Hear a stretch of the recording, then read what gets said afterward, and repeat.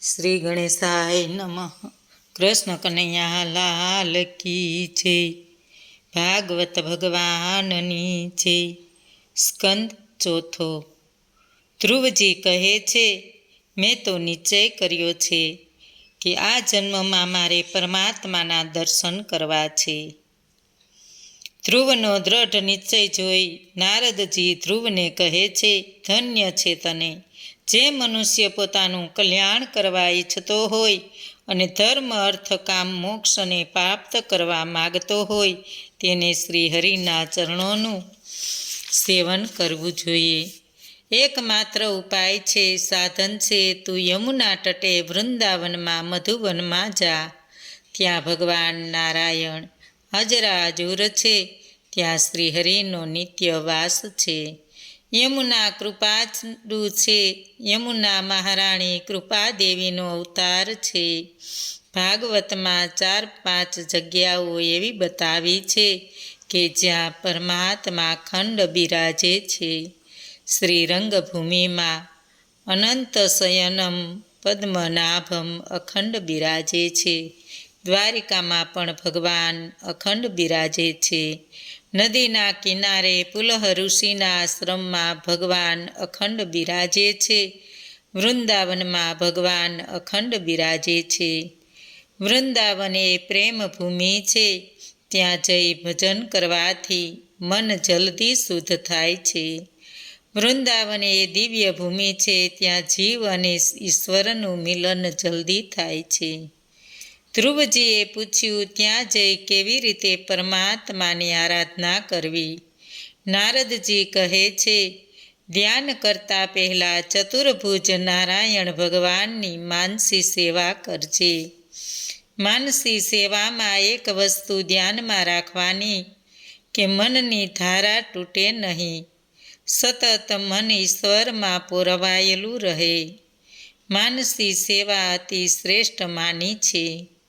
વિરક્ત સાધુ સંન્યાસીઓ જે કશું રાખતા નથી તે માનસી સેવા કરતા, પણ ગૃહસ્થીઓ એકલી માનસી સેવા કરે તે ન ચાલે. ગૃહસ્થીઓએ માનસી અને પ્રત્યક્ષ બંને સેવા કરવી જોઈએ.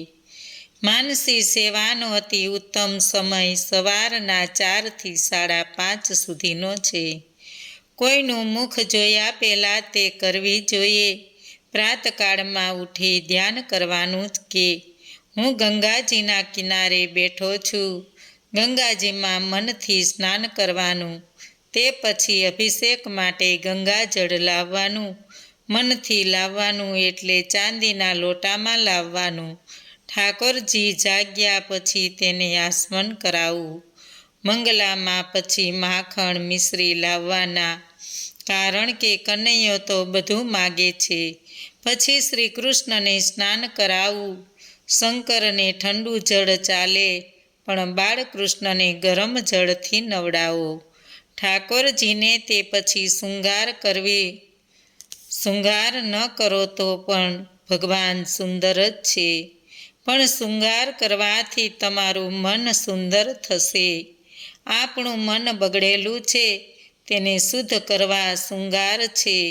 શૃંગારમાં સમાધિ જેવો આનંદ મળે છે. શૃંગાર પછી પરમાત્માને સુંદર ભોગ ધરાવો. તે પછી તિલક કરો, આરતી ઉતારો. ભગવાનની આરતી ઉતારો ત્યારે હૃદયમાં આર્દ્ર બનવું જોઈએ. આરતીનો ક્રમ આવે છે, શરણ, સાથળ, વક્ષસ્થળ, મુખ અને સર્વાંગની આરતી ઉતારવી. આરતી ઉતારો ત્યારે પ્રભુના દર્શન માટે આર્ત બનીને આરતી ઉતારજો. ભગવાનના દર્શન કરતાં કરતાં ધ્યાન કરવાનું છે. શ્રી હરિનું સ્મિત મનથી ધ્યાન કરવું. ધ્યાન સાથે જપ થવો જોઈએ. કેટલાક જપ કરતી વખતે સંસારનું ધ્યાન કરે છે, એટલે જપ નિષ્ફળ ગયો છે એમ તો ન કહેવાય, પણ તેનું જોઈએ તેવું ફળ મળતું નથી. સ્નાનથી શરીરની શુદ્ધિ થાય છે. દાનથી ધનની શુદ્ધિ થાય છે. ધ્યાનથી મનની શુદ્ધિ થાય છે. જપ અને ધ્યાન સાથે થવા જોઈએ. જપ કરવા બેસો ત્યારે જે દેવનો જપ કરો તે મૂર્તિ ધ્યાનમાંથી ખસે નહીં. જીભથી ભગવાનનું નામ લેવું, મનથી તેમનું સ્મરણ કરવું, ધ્યાન કરવું, આંખોથી તેમના દર્શન કરવા, કાનથી તેમના નામનું સ્મરણ કરવું. આ પ્રમાણે જ જપ કરવાના. પછી નારદજીએ ધ્રુવને મંત્ર આપ્યો.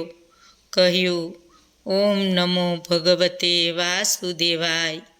એ મહામંત્રનો તું સતત જપ કરજે. ભગવાન તારા ઉપર પ્રસન્ન થશે. માટે આશીર્વાદ છે, તને 6 મહિનામાં ભગવાન મળશે. ગીતાજીમાં ભગવાને કહ્યું છે, ઘણા જન્મોને અંતે જીવ મને પ્રાપ્ત કરે છે. વિદ્વાનો અહીં ઘણાનો અર્થ 3 જન્મ કહે છે. જ્ઞાનીઓએ, યોગીઓએ સંચિત પ્રારબ્ધ કર્મનો ક્ષય કરવા પણ જન્મ તો લેવો જ પડે છે. પણ ભાગવત ધ્રુવ ચરિત્રમાં કહે છે કે જપ કરવાથી 6 મહિનામાં ભગવાન મળે છે. ધ્રુવજી કહે છે કે એ ભાગવત ચરણોની સાયાને મેં 6 માસમાં પ્રાપ્ત કરી લીધેલી. આ ખોટું નથી, અનુભવ કરી જોજો. પણ ધ્રુવની રીતે હવે જે માણસ તપશ્ચર્યા કરેલી તે પ્રમાણે તપશ્ચર્યા કરજો. સાધન કરે એને સિદ્ધિ મળે છે. ધ્રુવજીએ અનેક જન્મથી તપશ્ચર્યા કરી છે. પૂર્વ જન્મમાં 6 માસમાં ધ્રુવને પરમાત્માના દર્શન થવાના હતા. એના યોગને 6 મહિના બાકી હતા. પૂર્વ જન્મમાં ધ્રુવજી ધ્યાન કરતા હતા. ત્યાં રાજા રાણીને જોઈ ધ્રુવજીને રાજા બની સુખ ભોગવવાની વૃત્તિ થઈ. તેથી તેનો જન્મ રાજાને ત્યાં મળ્યો હતો. નારદજી તે પછી ઉતાનપાદ રાજા પાસે ગયા. વિયોગમાં મનુષ્યના ગુણ યાદ આવે છે. ઉતાનપાદ રાજા પસ્તાય છે. ધ્રુવના ગુણ યાદ કરે છે. નારદજીએ મનમાં વિચાર કર્યો, આ મારા ચેલાનો બાપ છે, તેથી તેનો ઉદ્ધાર કરવો પડશે. એ સુરુચિમાં ફસાયો છે. તે જો જીભને વંશ કરશે તો તેની ચુરુચીનો મોહ ઓછો થશે. તેમજ રાજાને કહ્યું કે તું 6 માસ કેવળ દૂધ ઉપર જ રહેજે અને અનુષ્ઠાન કરજે. ધ્રુવજી મધુવનમાં ચાલ્યા આવ્યા છે. પ્રથમ દિવસે ઉપવાસ કર્યો છે. પછી ધ્રુવ 3 દિવસ એક આસને બેસી ધ્યાન કરે છે. કેવળ ફળાહાર કરે છે. અન્નનો આહાર કરવાથી શરીરમાં રજોગુણ વધે છે. ફળાહાર કરવાથી શરીરમાં સત્વગુણ વધે છે. બીજો મહિનો આવ્યો. સંયમ વધ્યો. હવે 9 દિવસ એક આસને બેસે છે. હવે ફળ ખાતા નથી, ઝાડના પાન ખાય છે. ચોથો મહિનો આવ્યો. હવે ફક્ત જમનાજીનું જલ લઈ 12 દિવસ એક આસને બેસે છે. 5મા મહિને હવે જળ નહીં, વાયુનું ભક્ષણ કરે છે અને 15 દિવસ એક આસને બેસે છે. હવે 6થો માસ આવ્યો. ધ્રુવજીએ નિશ્ચય કર્યો કે હવે પરમાત્મા મળશે ત્યારે જ આસન ઉપરથી ઉઠવું છે. ભગવાન ન મળે ત્યાં સુધી મારે ઉઠવું નથી, એવો નિશ્ચય કરી ધ્યાનમાં જપમાં બેઠા છે. ધ્રુવજી 6 મહિના સુધી સતત પરમાત્માનું ધ્યાન કરે છે. હૃદયમાં નારાયણ સ્વરૂપને નિહાળે છે. હવે જીભથી નહીં, મનથી જાપ કરે છે. જગતનો આધાર પરમાત્મા છે અને જગતના આધાર જે ધ્રુવ હતા, ધરતી પર ધ્રુવનું વજન સહી શકતી નથી. એટલે ધરતીએ પણ પરમાત્માને વિનંતી કરી કે ધ્રુવજીને દર્શન આપો. બીજી તરફ ધ્રુવની તપશ્ચર્યા જોઈ દેવો ભગવાન નારાયણ પાસે આવ્યા. આપ ધ્રુવ કુમારને જલ્દી દર્શન આપો. ભગવાન દેવોને કહે છે, ધ્રુવને દર્શન આપવા નહીં, પણ મારા ધ્રુવના દર્શન કરવા હું જવાનો છું. આજે ધ્રુવજીના દર્શન કરવાની ઈચ્છા ભગવાનને થઈ છે. ચોખ્ખું લખ્યું છે કે સેવક ભગવાનના દર્શન કરવાની ઈચ્છાથી પ્રભુ મધુવનમાં ગયા. પંઢરપુરમાં મંદિરમાં એક દિવસ વિઠ્ઠલનાથ અને રૂકમણીજી વચ્ચે સંવાદ થયેલો. રૂકમણીજી કહે, તમારા આટલા ભક્તો રોજ દર્શન કરવા આવે છે, તેમ છતાં તમે કોઈને નજર કેમ આપતા નથી? શા સારું નીચે જોઈ રહ્યા છો? ભગવાન કહે છે, મંદિરમાં લોકો સાસા ભાવથી દર્શન કરવા આવે છે તે હું જાણું છું. તેઓ પોતાના માટે કાંઈક ને કાંઈક માગે છે. કેવળ મારા માટે તો કોઈક જ આવે છે અને તેને હું નજર આપું છું. પંઢરપુરમાં ભગવાનના દર્શન માટે એટલી ભીડ હોય છે કે સવારના ગયેલા માણસને સાંજે વિઠ્ઠલનાથની ઝાંખી થાય છે. એક વખત લક્ષ્મીજીએ ભગવાનને ઉદાસ જોઈ પૂછ્યું, આટલા બધા ભક્તો આપના દર્શન માટે આવ્યા છે અને આપ ઉદાસ કેમ છો? ભગવાને કહ્યું કે આ બધા મને જોવા આવ્યા છે, પણ જેના દર્શન કરવાની મને ઈચ્છા છે તે તારો તુકારામ બીમાર હોવાથી આવી શક્યો નથી, એટલે તેને ત્યાં જવા વિચારું છું. લાખો વૈષ્ણવો પંઢરપુરમાં વિઠ્ઠલનાથના દર્શન કરવા આવે છે અને પરમાત્મા પધારે છે તુકારામને ત્યાં. સાચા વૈષ્ણવો જેમ ઠાકોરજીના દર્શન માટે આતુર હોય છે, તેમ તેવા ભક્તોના દર્શન કરવા ભગવાન પણ આતુર હોય છે. ધ્રુવજીની આંખ બંધ છે.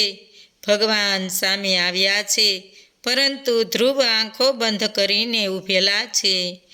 એકાએક પ્રભુએ ધ્રુવજીના હૃદયમાંથી પોતાનું સ્વરૂપ ખેંચી લીધું. ધ્રુવજીએ બંધ આંખોએ ઈશ્વરનું સ્વરૂપ ન જોયું, તેથી અકળાયા. પ્રભુનું ધ્યાન પણ બંધ થઈ ગયું, એટલે આંખો ખુલી ગઈ. સામે જુએ છે તો સ્વયં ભગવાન પોતે ઊભા છે. ધ્રુવજી સમજી ગયા. તરત જ પ્રભુને પ્રણામ કર્યા. ધ્રુવજી અવાચકની જેમ પ્રભુને જોઈ રહ્યા છે. ધ્રુવજીના મનની વાત પ્રભુ સમજી ગયા. પછી શંખ વડે ધ્રુવજીના ગાલને અડ્યા. ધ્રુવજીએ દિવ્ય શક્તિ મળી. ધ્રુવજીને વાણી સ્ફુરી. તે ભગવાનનું સ્તવન કરવા લાગ્યા. ધ્રુવજીએ ભગવાનની સ્તુતિ કરી. હું તમારે શરણે આવ્યો છું. ભગવાન બોલ્યા, હે કુમાર, તારા મનની વાત હું જાણી ગયો છું. તારી ભક્તિથી હું પ્રસન્ન થયો છું. તને વરદાન આપું છું. તારું શ્રેય થશે. તારા ભાઈ ઉત્તમની જેમ તને પણ તારા પિતાને ખોળે બેસવાનું સૌભાગ્ય મળે. એથી વધુ ઊંચું સ્થાન હું તને આપું છું. તને અચળ સ્થિતિ મળશે. તારી ચારેય બાજુ બધા ગ્રહો, નક્ષત્રો, તારાગણો તેમજ જગતભરના જ્યોતિષીઓ ઘૂમતા રહેશે.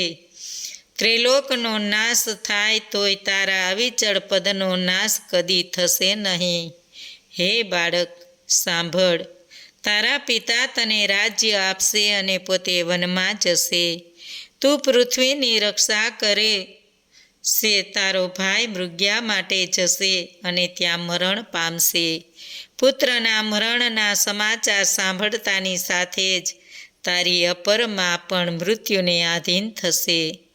રાજ્ય પ્રાપ્ત કરીને તું ભોગવિલાસ ઐશ્વર્ય સુખ ભોગવીને અંતે તું મારા આપેલા વરદાન પ્રમાણે અવિચળ ધ્રુવપદને પામશે.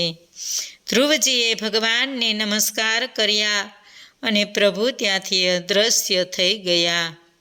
ધ્રુવજીના મનમાં વિચાર કરતા રહી ગયા, મેં ભગવાન પાસે કશું માગ્યું નથી. ભગવાને મને રાજ્ય આપ્યું, સંસારમાં પાછો નાખ્યો. આ ભવનો ફેરો ટળી જાય એવી મુક્તિ મેં કેમ ન માગી? આ પ્રમાણે મનમાં વિચારોની ઘટમાળા ગોઠવાતા અને ભગવત સ્મરણ કરતાં કરતાં પોતાની નગરીમાં પાછા આવ્યા. માત્ર 6 મહિનાની તપશ્ચર્યાનું ફળ મેળવીને ધ્રુવજી આવ્યા છે. મોટા મોટા ઋષિમુનિઓ અને નૈષ્ઠિક બ્રહ્મચારીઓ પણ જે મેળવી ન શક્યા તે ધ્રુવજી 6 મહિનામાં પ્રભુના દર્શન કરી શક્યા. મનમાં પસ્તાવો કરતાં કરતાં નગરમાં આવ્યા છે. ભગવાને ધ્રુવજીની મનોકામના જાણી લઈને તેને વગર માગ્યે દર્શન દીધા અને વરદાન આપ્યું. સેવકોએ રાજાને ખબર આપી કે રાજકુમાર ધ્રુવ નગરમાં આવી પહોંચ્યા છે. રાજાનું મન આનંદથી ભરાઈ ગયું છે.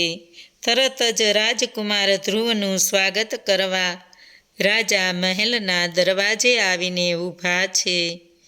તેની સાથે રાજ્ય મંત્રીઓ, બ્રહ્મજનો, સગા સ્નેહજનો તથા સેનાપતિ પણ ઊભા રહ્યા છે. ધ્રુવજીની બંને માતાઓ પણ પોતાના પુત્રનું મોં જોવાને આતુર વદને ઊભી રહેલી છે. ધ્રુવજીને જોતાં જ રાજા તેમને ભેટી પડ્યા છે. ધ્રુવજીએ પ્રથમ પિતાને દંડવત પ્રણામ કર્યા છે. માતાઓને સાષ્ટાંગ દંડવત પ્રણામ કર્યા. માતા પિતાએ પુત્રને આશીર્વાદ આપ્યા.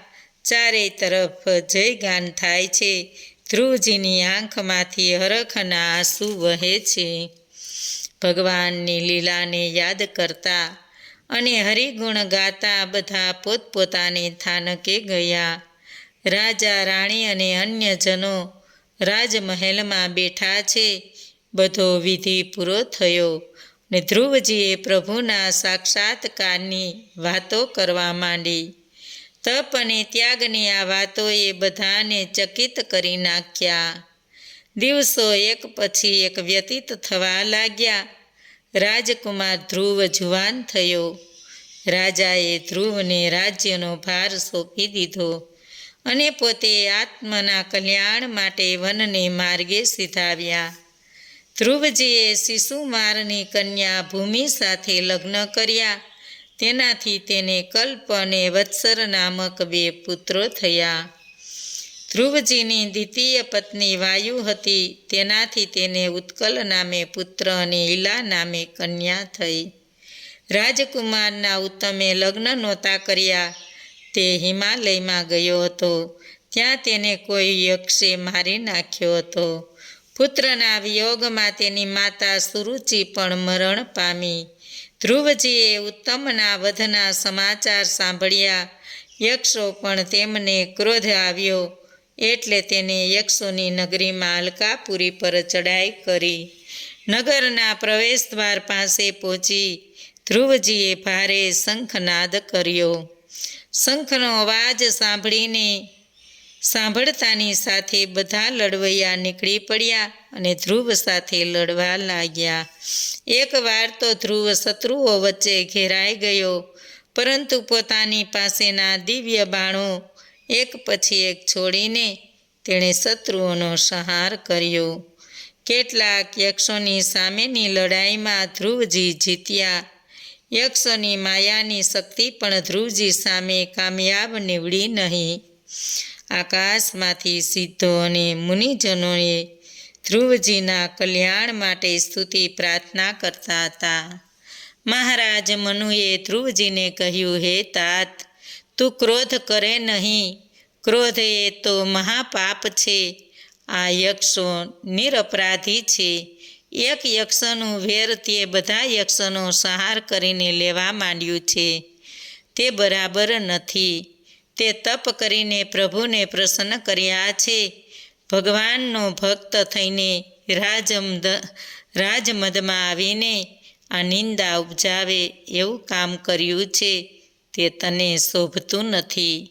પરમાત્માની પરમ માયાવી શક્તિને લઈ ગુણોમાં ન્યૂનતા આવે છે અને તેને લઈ આ સૃષ્ટિમાં સર્જન, પોષણ અને સંહારની પ્રક્રિયા નિરંતર થતી રહે છે. પરમાત્માની આ લીલાને સમજવી અઘરી છે. ગમે તેમ કહો, પણ પરમાત્માની આ માયાવી શક્તિ છે તે ભક્તને પણ ભાન ભૂલાવે છે. હવે તું અભિમાનનો ત્યાગ કર, મારું તારું છોડી દે. તે યક્ષોના અધિપતિ કુબેરનું યામ અપમાન કર્યું છે, માટે હવે તારે કુબેરને પ્રસન્ન કરવા પડશે. આ પ્રમાણેનો ઉપદેશ દાદા મનુએ ધ્રુવને આપ્યો. દાદા મનુ અને મુનિજનોને પ્રણામ કર્યા. ધ્રુવના વર્તનમાં થયેલા ફેરફારથી રાજી થઈને બધા પોતપોતાની સ્થાનકે ચાલ્યા ગયા. યક્ષો, કિન્નરો ને ચારણો ધ્રુવની સ્તુતિ કરવા લાગ્યા. એટલામાં યક્ષોના અધિપતિ કુબેર પણ ત્યાં આવી પહોંચ્યા. ધ્રુવજીએ એમનું સ્વાગત કર્યું અને સાથે સાથે પ્રણામ કર્યા. કુબેર કહેવા લાગ્યા કે હે કુમાર, હું તારા પર બહુ પ્રસન્ન થયો છું. તારા દાદાના કહેવાથી અને તારા પૂર્વ સંસ્કારોની જાગૃતિથી સંહારનો ત્યાગ કર્યો છે, વેરભાવનો ત્યાગ કર્યો છે. તે કાંઈ યક્ષનો સંહાર કર્યો નથી, પણ એ તો ભગવાન શંકરની લીલા છે. કાળ કોઈને નિમિત્ત બનાવી સંહાર કાર્ય કરે છે. માટે હવે તું તારા ઘરે જા, ભગવાનનું ભજન કર. હું તારા પર પ્રસન્ન થયો છું, માટે માગ, હું તને વરદાન આપીશ. ધ્રુવજીએ માગ્યું કે ભગવાનમાં મારી અવિચળ ભક્તિ રહો. ભગવાનનું સતત સ્મરણ કરતા રહીએ તો ભક્તિ ફળે છે, પ્રભુ આવે છે. ભગવાન કહે છે, જે મારે માટે આવે છે તેને હું મારી દ્રષ્ટિ આપું છું. પંઢરપુરમાં ભગવાનના દર્શન કરવા માટે મેદની ઉભરી છે કે સવારનો આવેલો માણસ સાંજે વિઠ્ઠલનાથજીના દર્શન ન કરી શકે, આટલી તો ભીડ છે. એક વખત ભગવાન પાસે લક્ષ્મીજી હતા. તે બોલ્યા, ભગવાન, તમે ઉદાસ કેમ લાગો છો? ભગવાને કહ્યું, આ બધા લોકો પોતાના સ્વાર્થ માટે અહીં ભેગા થયા છે. હું જેને જોવા માગું છું તે મારો ભક્ત તુકારામ હજી આવ્યો નથી. તુકારામ હજી માંદો લાગે છે, નહીં તો આવ્યા વગર રહે નહીં. એ પથારીમાં પડ્યો મને યાદ કરે છે. મારા વિઠ્ઠલનાથજી મને દર્શન દેવા મારા ઘરે ન આવે. પ્રેમ અન્યોન્ય હોય છે. ભગવાને લક્ષ્મીજીને કહ્યું, તુકારામ માંદો છે એટલે આવ્યો નથી. ચાલો આપણે ત્યાં દર્શન માટે જઈએ. વૈષ્ણવો પંઢરપુરમાં વિઠ્ઠલનાથજીના દર્શન માટે આવ્યા છે અને વિઠ્ઠલનાથજી તુકારામને ત્યાં દર્શન દેવા ગયા છે. વહાલો મારો આવ્યો છે આહીરે, ભક્તને દર્શન દેવાને કાજ. સાચા વૈષ્ણવો ઠાકોરજીના દર્શન માટે આતુર હોય છે. એ જ રીતે સાચા ભક્તોના દર્શન કરવા માટે ભગવાનનું મન પણ લાલાયિત થાય છે. કુબેરે તથાસ્તુ કહીને ત્યાંથી અંતર્ધ્યાન થઈ ગયા. ધ્રુવજી પોતાની નગરીમાં પાછા ફર્યા. રાજ્યમાં પાછા ફરીને ધ્રુવે યજ્ઞ કર્યો અને એ રીતે નારાયણની ભક્તિમાં મન જોડ્યું. પ્રભુના દર્શન થયા. ધ્રુવજીએ લાંબા સમય સુધી રાજ કર્યું અને તેની કીર્તિ ચારે દિશામાં ફેલાઈ ગઈ. ધ્રુવજી પોતાના પુત્ર ઉત્કલને રાજ્ય સોંપ્યું અને પોતે બદ્રિકાશ્રમ તરફ જવા નીકળી પડ્યા. ધ્રુવજી 6 વર્ષની નાની ઉંમરે યમુના કિનારે મધુવનમાં ભક્તિ કરવા ગયા હતા. હવે મોટી ઉંમરમાં ગંગા કિનારે ગયા છે. યમુના ભક્તિ આપે છે, ગંગાજી મુક્તિ આપે છે અને બદ્રિકા ક્ષેત્રમાં ભૂમિ પરથી ગંગાનો પ્રવાહ પૂર ઝડપે વહે છે અને તેથી બહુ મોટો નાદ કરે છે. ધ્રુવજીના મનમાં થયું કે કિનારા પર શાંત જગ્યાએ જઈને બેસું. એટલામાં ગંગાજીએ તેમને દર્શન આપ્યા. બોલ્યા, તું મૌન ધારણ કર અને ભક્તિ કર. હું પણ શાંત થઈ જઈશ અને તારા ધ્યાનમાં વિક્ષેપ પડશે નહીં. બદ્રિકાશ્રમ જતા રસ્તામાં ઋષિકેશથી આગળ ધ્રુવજીનો આશ્રમ આવે છે અહીં ગંગાજીનો પ્રવાહ શાંત વહે છે. હિમાલયના યાત્રાળુઓ શાંતિનો અનુભવ કરે છે. ધ્રુવજીએ આવા શાંત વાતાવરણમાં રહીને પોતાના શરીરમાં રહેલા હંસલાને ઉડવા દીધો છે. તેને કેટલો આનંદ થયો હશે. બોલો કૃષ્ણ કનૈયા લાલ કી જય. ભાગવત ભગવાનની જય. આજનું ભાવપુષ્પ શ્રી કૃષ્ણ અર્પણમ.